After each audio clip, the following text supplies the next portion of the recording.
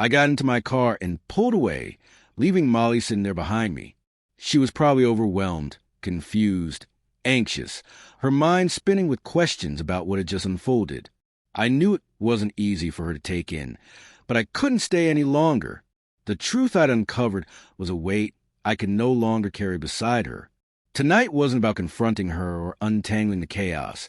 It was about taking the first real step toward rebuilding my life, one that no longer included her. As I drove, the cool night breeze drifted through the window, and the steady hum of the engine became a quiet soundtrack to my thoughts. I needed to find some fragment of peace, some way to begin healing from a wreckage. When I pulled up to Gabriel's place, the soft, inviting glow of his porch light gave me a faint sense of calm. The comforting scent of freshly baked lasagna floated through the air, reminding me of the warmth and safety that Gabriel and Rose always brought into their home. They welcomed me with open smiles, their faces brightening as I stepped out of the car, though I caught the flicker of concern in their eyes as they took in my expression. Gabriel clapped a firm hand on my shoulder, his familiar, hearty tone carrying an undertone of worry. "Good to see you, Mason. Come on and make yourself at home," he said warmly. Rose came forward with her gentle smile, her kindness instantly disarming. Her eyes told me she already sensed this wasn't a casual visit. "You look like you've had a hard few days," she said softly. "Come in, sit down. Let's get you something to eat." Their sincerity was so effortless, so human, that for a moment it almost made me forget what had just happened. I followed them inside, trying to shove thoughts of Molly and the betrayal into the background, if only for a little while. Over dinner, I tried to keep things light. We talked about work, and I steered the conversation toward my interest in joining Gabriel's team, asking about what it was like working with him, his goals for future, and where I might fit in. But as the evening stretched on, it grew harder to keep up the act.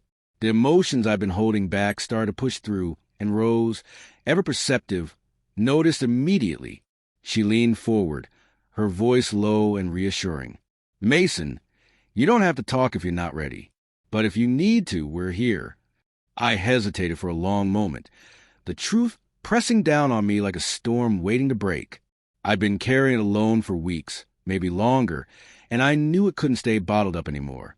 With a heavy sigh, I set my fork down, the quiet clink against the plate cutting through the air. "It's Molly," I finally said, the words escaping like a confession. "She's been unfaithful. Not once, multiple times." Gabriel froze, his fork midair, eyes widening in disbelief before his expression turned somber. "Mason, I'm so sorry," he murmured. "That's terrible." Rose reached across the table, her hand resting on mine, her gaze filled with compassion. "I can't imagine how much that hurts," she said gently. I swallowed, my throat tight. "It's worse than that. I managed. It wasn't just anyone. It was Brad, my boss, and a few of his friends, even his son. I have proof. But seeing it, knowing it, it's unbearable." Gabriel's expression hardened instantly at the name. "Brad? I can't believe he'd stoop that low." Rose's eyes softened further. "Do you have anyone else you can talk to, Mason? Anyone outside of us?" I shook my head, the sense of isolation deepening with every word. "No, not really. That's part why I came here. I needed someone who might understand." Gabriel's tone was steady, filled with conviction. "You've got a place on my team, Mason. We'll get everything arranged when you're ready." Rose nodded. "And if you need to talk, whether it's a counselor or just a friend, I can help you find someone. You're not alone." Their compassion felt like a lifeline, something I hadn't realized how desperately I needed until that moment.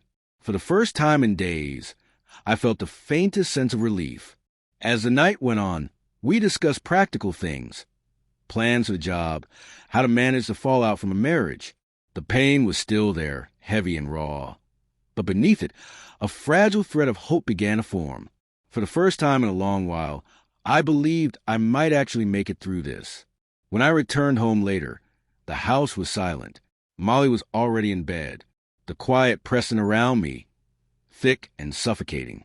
I stood in the living room, staring at the space we'd shared, the home we'd built, and wondered how it had all collapsed so completely. Then I lay down on the futon and stared up at the ceiling, the darkness mirroring the heaviness in my chest.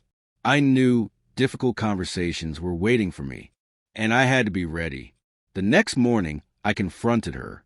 I laid the evidence in front of her. "And these?"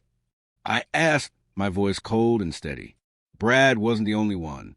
His son, his friends, people I don't even know. Did they just use you, or did you walk right into it?" Her face broke as tears spilled down her cheeks. I don't know how it got this far," she whispered, trembling. "It started with Brad, and then—" I couldn't stop. I felt trapped, ashamed. I didn't know how to face you. Trapped. I repeated, my anger breaking through. "You weren't forced into this, Molly. You made choices. Every single one betrayed me. Betrayed us. You let it spiral, and now you want to play the victim?" She sobbed harder, hiding her face in her hands. "I know I ruined everything, Mason. I know I don't deserve forgiveness, but I still love you." I slammed my hand on the table, the sound cracking through the air. "Don't you dare say that," I hissed. "You don't destroy the person you love. You don't humiliate them, tear apart their trust, and shatter their life. Whatever that was, it wasn't love. You threw that word away the moment you chose Brad." She fell silent, her sobs the only sound between us. After a long, heavy pause, I leaned back, my voice quieter but unyielding. "It's over, Molly.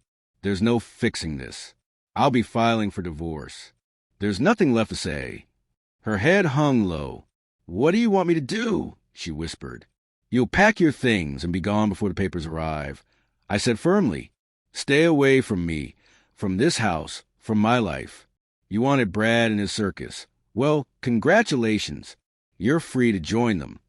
Her shoulders shook as the words hit her. "I'll leave tomorrow," she said through tears. I stood, unable to look at her any longer. Good. The sooner, the better. Without another word, I turned and walked away, leaving her alone with the ruins of everything she'd chosen to destroy.